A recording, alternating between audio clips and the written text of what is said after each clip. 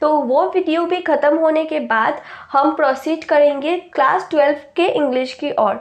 और जब हम प्रोसीड करेंगे क्लास 12 की इंग्लिश की ओर, तब मुझे क्या फिर से क्लास 11 का इंग्लिश करवाना चाहिए या फिर सिर्फ मैं क्लास 12 का इंग्लिश के साथ ही चलूँ, ये आपको मुझे कमेंट करके बताना है। Hello everyone, welcome and welcome back to humanities with me. तो आज मैं करवाने वाली हूँ क्लास 11 का 2 पोएम। तो पहला है ए फोटोग्राफ और दूसरा है द लेबेंडम टॉप। तो ये वीडियो होने वाला है 1 शॉट। और बिफोर स्टार्टिंग द वीडियो मैं क्लियर कर दूँ, जो मेरा माइक है उसका मैंने कवर खो दिया है, इसलिए आज बैकग्राउंड साउंड आ सकता है। अगर थोड़ा भी बैकग्राउंड साउंड आए तो माफ़ करना, बाकी मैं नेक्स्ट वीडियो में पक्का ढूंढकर अच्छा वीडियो आपको प्रोवाइड करूंगी। तो चलिए आज का वीडियो हम शुरू करते हैं। तो ये वाला जो पोएम है, इस पोएम में जो पोएट्रेस है वो बेसिकली अपनी मदर को रिकॉल कर रही होगी, अपनी मदर की मेमोरीज़ को रिकॉल कर रही होगी। और ये वाला जो पोएम है, ये वाला पोएम छोटा सा ट्रिब्यूट है पोएट्रेस की तरफ से अपनी मम्मी को। ठीक है, तो चलिए विदाउट एनी फर्दर डिले आज का पोएम स्टार्ट करते हैं। और पोएम को स्टार्ट करने से पहले अगर आप मेरे चैनल पे नए हो तो जल्दी से हमारे चैनल को सब्सक्राइब कर दो और इस वीडियो को लाइक कर दो। तो चलिए आज का वीडियो हम शुरू करते हैं। तो पोएम का स्टेंजा होता है, आपको पता होगा। तो यहाँ से लेके, दैट मीन्स यहाँ से लेके, एक सेकंड, हाँ, यहाँ तक जो है ये होगा फर्स्ट स्टैंजा। तो फर्स्ट स्टैंजा में जो पोएट्रेस है वो अपनी मदर की चाइल्डहुड को दर्शा रही है, वो अपनी मदर की चाइल्डहुड के बारे में बताएगी हमको। ठीक है, तो लाइन बाय लाइन पहले पढ़ेंगे फिर समझेंगे, और जो मीनिंग होगा डिफ़िकल्ट मीनिंग वो भी हम समझेंगे। ठीक है। The cardboard shows me how it was when the 2 girl cousins went paddling, each one holding one of my mother's hands and she the big girl some 12 years और सो। तो यहाँ पे जो कार्डबोर्ड है उसका मतलब है फोटोग्राफ, और पेडलिंग यानी कि वॉकिंग इन शैलो वाटर। ठीक है, तो अभी हम पूरा जो है इधर जितना भी हमने पढ़ा है इसका मीनिंग देखते हैं। तो जो लाइंस हमने पढ़ा था उसका मतलब क्या है वो देखते हैं पहले। जो पोएट थी वो एक पुरानी फ़ोटो एल्बम को देख रही थी, ठीक है, जो बना हुआ था कार्डबोर्ड से, और उसमें से एक फ़ोटो उनको मिला जिस फ़ोटो में 3 लड़कियां थी जिसने एक दूसरे का हाथ पकड़ा हुआ था और वो लोग बीच में चल रहे थे। और उन तीनों लड़की में से जो मिडिल में लड़की थी ना वो सबसे टॉलेस्ट थी और ओल्डेस्ट थी, और बाकी जो लड़कियां थी वो मिडिल वाली लड़की की हाथ पकड़ी हुई थी और वो दोनों जो है यंगर थे। ठीक है, और जो मिडिल वाली लड़की थी वो कौन थी? वो थी पोएट की मदर। और जब वो फ़ोटो खींचा गया था तब पोएट की जो मदर है वो 12 ईयर की थी। ठीक है, अभी हम बाकी का लाइन समझते हैं। All three stood still to smile through their hair at the uncle with the camera, a sweet face my mother's that was before I was born, and the sea which appears to have changed less was their terribly transient feet। तो still जो है इसका मतलब है not moving या फिर motionless, और इधर सी को सिंपलाइज किया गया है परमानेंट से, और फीट को सिंपलाइज किया गया है पीपल से, और ट्रांजेंट मतलब टेम्पोररी। ठीक है, तो अभी हमने जो लाइंस पढ़ा था उसका मतलब समझते हैं। तो अभी जो पोएट है वो डिस्क्राइब कर रही होती है उस फोटोग्राफ को। तो वो बोलती है उनकी मदर के अंकल ने वो फ़ोटो लिया होता है, और जब वो फ़ोटो ले रहे थे तो उन तीनों लड़कियों का बाल जो है वो वेट था, मतलब कि गीला था और हवा दे रहा था, और उनके फेस में भी बाल आ रहा था, फिर भी वो जो है कैमरा की ओर देख के स्माइल कर रहे थे। ठीक है, और फिर वो बोलते हैं कि पोएट उनका जो अटेंशन है वो ज़्यादा उनके मदर के फेस के ओर जा रहा था, और उन्होंने अपने मदर के फेस को डिस्क्राइब किया स्वीट फेस से। ठीक है, और फिर वो बोलते हैं कि जो फ़ोटो था वो उनके बर्थ से पहले लिया गया था। ठीक है, खींचा गया था। तो पोएट ने टेरिबली ट्रांजेंट फिट क्यों बोला? क्योंकि फिट से उन्होंने पीपल को दर्शाया, उनके कज़िन्स को, मतलब कि पोएट के मम्मी के कज़िन्स को और पोएट की मम्मी को दर्शाया, और ट्रांजेंट से उन्होंने सिंबलाइज़ किया टेम्पोररी को, और सी को उन्होंने सिंबलाइज़ किया था परमानेंट से। उनका मतलब था कि जब वो उस सी में जाके फ़ोटो ले रहे थे तब वो लोग यंग थे, और आज जो है वो लोग ओल्डर हो गए हैं, और वो लोग तो थे भी नहीं उस टाइम। ठीक है, जब पोएट जो है वो पोएम लिख रहे थे और उन्होंने बोला कि जो सी है वो स्टिल अपने जगह पे है, उसमें कुछ भी चेंज नहीं आया, बल्कि उस सी में ही जाके उन्होंने फ़ोटो लिया था। ठीक है, तो यहाँ से लेके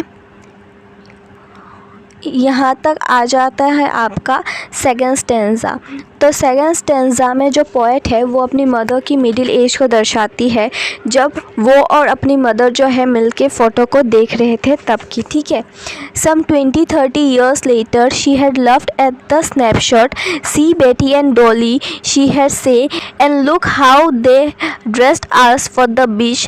The sea holiday was her past, my is her laughter, both way with the labored ease of loss। ठीक है, तो अब मतलब समझते हैं पहले कुछ वर्ड्स का, फिर जो है समझेंगे पूरा जो स्टेंजा है उसका मतलब क्या है। ठीक है, तो शी हैड लव्ड, शी कौन है यहाँ पे? शी जो है वो है पोएट की मदर, मतलब कि सिली टॉल्सन की मदर। और फिर क्या समझ सकते हैं, और स्नैपशॉट का मतलब तो आपको पता ही होगा कि स्नैपशॉट का मतलब है कि फ़ोटोग्राफ। और यहाँ पे देखो, यहाँ पे हाँ वे का मतलब है आयरोनिक। ठीक है, और लेबर्ड इज़ का मतलब है, लेबर्ड होता है हार्ड वर्किंग और ईज़ का मतलब है ईजीली। ठीक है, तो अब डीपली समझते हैं क्या मतलब है। तो सिली टॉल्सन बोलती है कि उनकी मदर जो है 20-30 years लेटर उस फ़ोटो को देख रही होती है और उस फ़ोटो को देख के हंस रही होती है।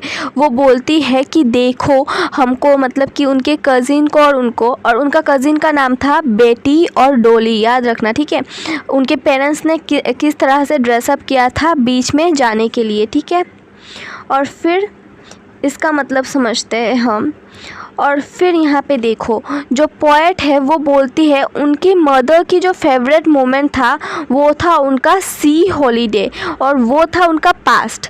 और पोएट की जो फेवरेट मोमेंट था वो भी था उनका पास्ट, बट वो था पोएट की मदर की लाफ्टर। बोथ द वुमेन्स, मतलब कि पोएट और उनकी मदर की दोनों की मेमोरी बन गई थी पास्ट। अब वो फिर से उसमें नहीं जा सकते थे, क्योंकि जो मेमोरी था उनके मदर का वो था उनके बचपन का, और पोएट की मदर जो है उनका भी डेथ हो गया था, इसलिए पोएट की मदर की लाफ्टर जो है वो भी पोएट का पास्ट ही बन गया था। ठीक है, तो अभी ये शायद है, हाँ ये है लास्ट स्टेंजा। तो लास्ट स्टेंजा का मीनिंग भी समझ लेते हैं हम। तो लास्ट स्टेंजा में जो है वो जब उनकी मदर नहीं रही थी तब का है। ठीक है, जब पोएट जो है अपनी मदर को रिकॉल कर रही थी। अब लाइंस देखो, now she is been death nearly as many years as that girl lived, and of this circumstance there is nothing to say at all, is silence silences। तो इस साइलेंस का मतलब है कि उनका मदर का डेथ हो गया, तो उनका मदर जो है वो साइलेंट हो गए हैं। और इस साइलेंसेस का मतलब है कि उनके मदर के डेथ से उनको जो सदमा लगा है उससे जो वो स्पीचलेस हो गए। अब देखो, वो बोलते हैं कि उनके मदर के डेथ का 12 years हो गया था, और जब वो फ़ोटो लिया था उनके मदर ने तब उनके मदर का भी 12 ईयर था। ठीक है, तो वो अपनी जो फीलिंग है वो, मतलब कि पोएट जो है वो अपनी एक्सप्रेस नहीं कर पा रहे थे फीलिंग कि उनको कितना बुरा लग रहा था उनके मदर के डेथ से। और उनके मदर के डेथ के बाद उनकी मदर भी साइलेंट बन गई, और वो जो है पोएट जो है उनके मदर के डेथ के बाद वो भी स्पीचलेस बन गई, इसलिए साइलेंट साइलेंसेस। ठीक है, तो अभी पोएट्रिक डिवाइस देख लेते हैं। पहला है ऑलिट्रेशन। ऑलिट्रेशन का मतलब है कि रिपीटेशन ऑफ कॉन्सोनेंट साउंड्स। तो वावेल्स कौन सा होता है? ए, ई, आई, ओ, यू। तो इन 5 को छोड़ के बाकी 21 होता है कॉन्सोनेंट। तो उनका जो पहला का साउंड, पहला जो वर्ड होगा, अगर उनका साउंड होता है कॉन्सोनेंट तो हो जाएगा ऑलिट्रेशन। जैसे कि स्टूड स्टिल, तो एस एस तो हो गया ये ऑलिट्रेशन। थ्रो देयर, तो ये भी हो गया T T N alliteration. My mothers, तो ये भी हो गया एम एम और ये भी ऑलिट्रेशन। टेरिबली ट्रांजेंट, टी टी, तो ये भी हो गया ऑलिट्रेशन। ठीक है, तो आगे देखो, तो ऑक्सीमोरन का मतलब क्या होता है? ऑक्सीमोरन का मतलब होता है a term which is opposite to each other. जैसे कि लेबर्ड ईज था, लेबर्ड का मतलब होता है हार्ड वर्किंग और ईज का मतलब होता है कि ईजी, ठीक है।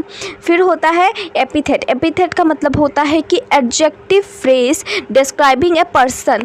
जैसे कि मैंने आपको बोला था कि फिट जो है, फिट डिस्क्राइब कर रहा है पीपल को, तो इसलिए हो गया ये एपिथेट, ठीक है। तो इधर जो है लिखा नहीं है बट इधर पर्सोनिफिकेशन भी है, giving human quality to non human, जो है साइलेंस, साइलेंसेस। और फिर है एल्यूशन। एल्यूशन मतलब कि रेफरेंस और an incidental movement of something either direct or indirectly. जैसे कि इधर दिखाया था कार्डबोर्ड, और कार्डबोर्ड को इधर फोटो से मतलब कि फोटोग्राफ से कंपेयर किया गया था, ठीक है। तो और एक पोएट्रिक डिवाइस है जो है एन्जाम्बमेंट। मैं आपको स्पेलिंग दिखा देती हूँ, ये रहा स्पेलिंग, ठीक है। तो इसका मतलब है कि एक लाइन पोएम में एक लाइन से दूसरे लाइन में चले जाना बिना किसी पंचुएशन मार्क के, जैसे कि फुल स्टॉप, क्वेश्चन मार्क, ये सब नहीं है, आप देख सकते हो कुछ कुछ लाइंस में, तो इसलिए एन्जम्पमेंट भी है, ठीक है। तो अब चलिए दूसरा पोएम शुरू करते हैं। तो दूसरा पोएम क्या है? The laburnum top written by Ted Hughes. तो जो पोएट का नाम है वो आपको ध्यान में रखना है, क्योंकि पोएट के नाम से 1 मार्क आपको मिल सकता है। तो ये क्या है? ये है फर्स्ट स्टैंजा। मैं पढ़ के आपको सुनाऊंगी, फिर लाइन बाय लाइन एक्सप्लेन भी करके दूंगी, ठीक है। तो अब देखो, The laburnum top is silent, quite still. In the afternoon, yellow September sunlight, a few leaves yellowing, all its seeds fallen. तो लेबरनम का मतलब क्या होता है? लेबरनम एक छोटा सा शॉर्ट ट्री होता है जिसका ब्रांचेस हैंग होता है, और इसका फ्लावर जो होता है वो येलो कलर का होता है, और इसका सीड्स पॉइजनस होता है। स्टिल यानी कि नॉट मूविंग, ठीक है। तो अभी डिटेल में समझ लेते हैं। इन द अबव लाइन जो पोएट होते हैं वो बोलते हैं कि उन्होंने एक लेबरनम ट्री देखा होता है जिसका लीव्स होता है येलो कलर का, और उस ट्री का जो टॉप होता है वो स्टिल और साइलेंट होता है, और समय होता है डे टाइम, और मंथ होता है सितंबर, ऑटम सीजन चल रहा होता है, और उस ट्री से जो सीड्स होता है वो गिर रहा होता है, ठीक है। तो अभी आगे देखते हैं। जो पोएट होते हैं उन्होंने येलो वर्ड यूज़ किया है, मैं दिखाती हूँ कहाँ पर। तो यहाँ पे देखो, येलो सितंबर सनलाइट, यहाँ पे जो येलो वर्ड यूज़ किया है वो क्यों किया है? क्योंकि उन्होंने इससे लीव्स को भी सिंबलाइज़ किया है और सनलाइट को भी सिंबलाइज़ किया है। लीव्स को कैसे? क्योंकि उन्होंने पहले ही बोल दिया है कि लीव जो है उस ट्री का वो येलो कलर का है, और उन्होंने हमको बोला कि डे टाइम था, तो डे टाइम में सनलाइट होता है, तो इस तरीके से सनलाइट भी हो जाता है। तो अभी आगे देखते हैं। येलो सिंबलाइजेस साइलेंस, डेथ और ब्यूटी, ठीक है। ही डिस्क्राइब्स, उन्होंने इस कलर से, येलो कलर से पूरा ट्री का जो सीन होता है वो डिस्क्राइब कर दिया था, ठीक है। तो अब आगे देखते हैं हम। तो ये भी है स्टेंजा पोएम का। तो अभी देखो, till the goldfinch comes with A twitching chirrup, a suddenness as startlement at the branch end, then sleek as a lizard and alert and abrupt. She enters the thickness and a machine starts up of chitterling and a tremor of wings and trillings. The whole tree trembles and trills. तो इसका मतलब क्या है? अच्छा, मतलब से पहले हम कुछ वर्ड मीनिंग्स देख लेते हैं, ठीक है। तो पहला है चिटरिंग। चिटरिंग का मतलब क्या होता है? जो बर्ड्स ची ची आवाज़ करते हैं उसे ही हम बोलते हैं चिटरिंग। तो फिर क्या है? Trimmer of wings. Trimmer of wings क्या है? विंग से जो वाइब्रेशन करते हैं ना बर्ड्स, तो उसे ही हम बोलते हैं ट्रिमर ऑफ विंग्स। फिर है ट्रिलिंग। ट्रिलिंग यानी कि फिर से ची ची आवाज़ करना, और ट्रिम्बर्स यानी कि टू शेक। ट्रिल्स यानी कि सडन फीलिंग ऑफ एक्साइटमेंट, ठीक है। तो अब आगे देखो, गोल्डफिंच। गोल्डफिंच क्या होता है? एक तरह का छोटा सा बर्ड होता है जिसका फेदर येलो कलर का होता है, विंग्स येलो कलर का होता है, बट उसका आगे का हिस्सा सिर्फ ब्लैक कलर को होता है। अब ट्विचिंग का मतलब क्या होता है? Sudden jerk movement. आगे देखो, चुरप का मतलब क्या होता है? जो बर्ड एक हाई पिच का साउंड निकालते हैं उसे हम बोलते हैं चुरप। फिर स्टेटलमेंट क्या होता है? फीलिंग या फिर शोइंग सडन शॉक। एब्रप्ट यानी कि रैपिड, ठीक है। अब देखो लेखक बोलते हैं कि उस लेबरनम ट्री पर अब एक गोल्डफिंच बर्ड आ गई थी, और गोल्डफिंच बर्ड आने से पहले ट्री का सीनरी कैसा था? ट्री डेथ लाइक था और साइलेंट था, स्टिल था। और जब वो गोल्डफिंच बर्ड आ गई थी तब ट्री में एक चींची चींची का आवाज़ हमेशा रहता था। तो अब वो बर्ड कैसी थी? वो रैपिड थी, अलर्ट थी और प्रिकॉशंस लेती थी जैसे कि एक छिपकली लेती है, और वो हमेशा पेड़ के टहनियों पर बैठी रहती थी। तो अब आगे देखो, तो अब देखो जब वो गोल्डफिंच बर्ड थिकनेस की ओर जाती है टहनियों की, तब उसके जो यंगर्स वन होते हैं यानी कि बच्चे होते हैं, वो भी चींची चींची का आवाज़ निकालते हैं और अपना जो पर होता है, विंग्स होता है, वो वाइब्रेट करते हैं और उससे लगता है कि मशीन का साउंड हो रहा है। और because of the movement of the bird and her younger once, जो पेड़ होता है, ट्री होता है, वो शेक करता है और ट्रिल करता है। ठीक है। तो अब आगे देखो, जो पोएट होते हैं वो दो ऑपोजिट सिनेरियोस बताते हैं। पहला क्या, जब वो गोल्डफिश बर्ड ट्री पर नहीं आई थी तब वो ट्री कैसा था? डेथ लाइक था, स्टिल था, साइलेंट था। और जब वो गोल्डफिश बर्ड आ गई थी उसके यंगर वंस के साथ, तब वो पेड़ बहुत ज़्यादा चींची चींची आवाज़ से, इस तरह के आवाज़ से भर गया था। ठीक है। तो अब आगे देखो, तो यहाँ से देखो ये है और एक stanza. It is the engine of our family. She stokes it full, then flits out to a branch and showing her buried face identity mask. तो वर्ड मीनिंग्स देख लेते हैं। फ्लिट्स आउट यानी कि लीड ऑन टू, स्टोक्स यानी कि to add fuel to the engine, barred यानी कि स्ट्रिपी। अब देखो, जो लेबरनम ट्री होती है और गोल्डफिश बर्ड होती है, वो दोनों इंजन होते हैं अपने फैमिली का। तो लेबरनम ट्री कैसे? जो लेबरनम ट्री होती है वो गोल्डफिश बर्ड को शेल्टर दे रहे होते हैं और उसके यंगर वंस को भी शेल्टर दे रहे होते हैं। और जो बर्ड होती है गोल्डफिश बर्ड, वो अपने यंगर वंस को फीड कर रही होती है, खाना खिला रही होती है।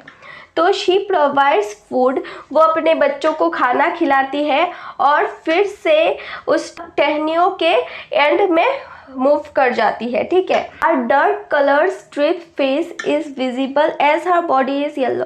तो उसका जो फेस था, जैसे कि मैंने पहले बोला था, उसका पूरा बॉडी येलो कलर का था, बस उसका आगे का फेस ही ब्लैक कलर का था।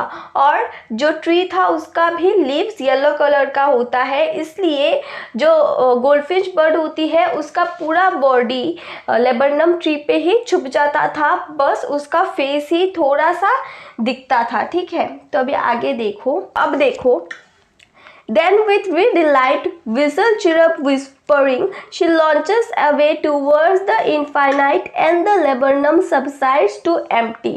तो delight का मतलब क्या होता है? pleasant। infinite का मतलब क्या होता है? sky। launches इधर यूज हुआ है जंप या फिर फ्लाई के लिए। ठीक है। तो अभी वर्ड मीनिंग्स देख लेते हैं। तो पहला है री यानी कि वियर्ड या फिर स्ट्रेंज, फिर है विसल चिरप यानी कि gentle whisper like the chirping of the bird यानी कि चीची चीची, और सबसाइड यानी कि डेमिनिश। तो अब देखो, जब वो गोल्डफिश बर्ड लेबरनम ट्री के एंड पर पहुंच जाती है तो वो प्यारा सा स्वीट सा साउंड निकालती है, और निकालने के बाद फिर से वो इनफाइनाइट स्काई की ओर उड़ जाती है, और उससे जो लेबरनम ट्री होता है वो फिर से साइलेंट और डेथ लाइक हो जाता है। ठीक है। तो अभी कुछ लिटरेसी डिवाइस भी देख लेते हैं। तो पहला लिटरेसी डिवाइस क्या है? ऑलिट्रेशन। ऑलिट्रेशन का मतलब क्या होता है? Repetition of A consonant sound. तो इधर ऑलिट्रेशन क्या है? पहला है सितंबर सनलाइट, इधर क्या रिपीट हुआ है? एस और एस। फिर है ट्री ट्रम्बल्स, टी और टी। तो अब आगे देखो, फिर दूसरा लिटरेसी डिवाइस क्या है?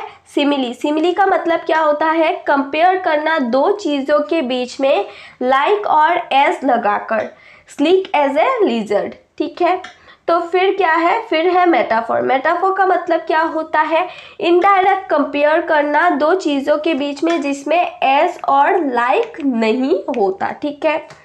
She enters the thickness and a machine stirs up। तो इधर जो नॉइस क्रिएट करता है बर्ड्स, उसको किससे कंपेयर किया गया है? मशीन के नॉइस से।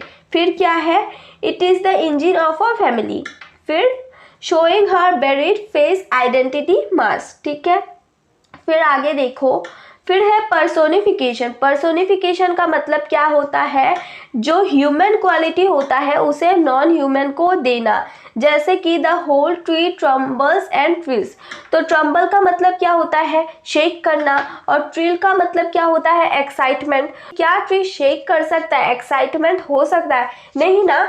ये किसका क्वालिटी है? ह्यूमन क्वालिटी है, जो नॉन ह्यूमन को दिया गया है। फिर लास्ट क्या है?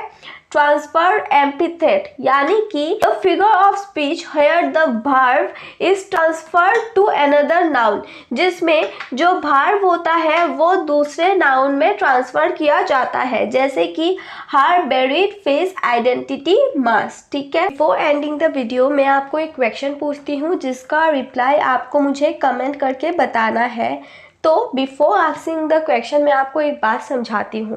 तो अभी मैं हॉर्नबिल से करवा रही हूँ, जिसका थोड़ा ही बाकी है।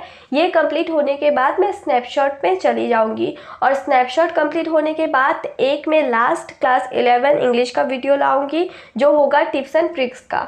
तो वो वीडियो भी ख़त्म होने के बाद हम प्रोसीड करेंगे क्लास 12 के इंग्लिश की ओर। और जब हम प्रोसीड करेंगे क्लास 12 की इंग्लिश की ओर, तब मुझे क्या फिर से क्लास 11 का इंग्लिश करवाना चाहिए, या फिर सिर्फ मैं क्लास 12 का इंग्लिश के साथ ही चलूँ, ये आपको मुझे कमेंट करके बताना है।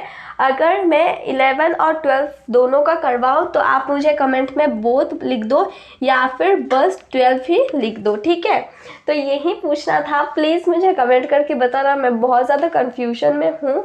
आपका एक कमेंट मेरे लिए बहुत ज़्यादा मायने रखता है। ठीक है, तो चलिए एंड करते हैं वीडियो को। तो इसी के साथ दोनों मैंने कंप्लीट करवा दिया, poem the laburnum top and a photograph. I hope कि आपको समझ आ गया होगा। अगर आपको समझ आ गया है तो प्लीज़ मेरे चैनल को सब्सक्राइब कर दो, और इस वीडियो को भी लाइक कर दो।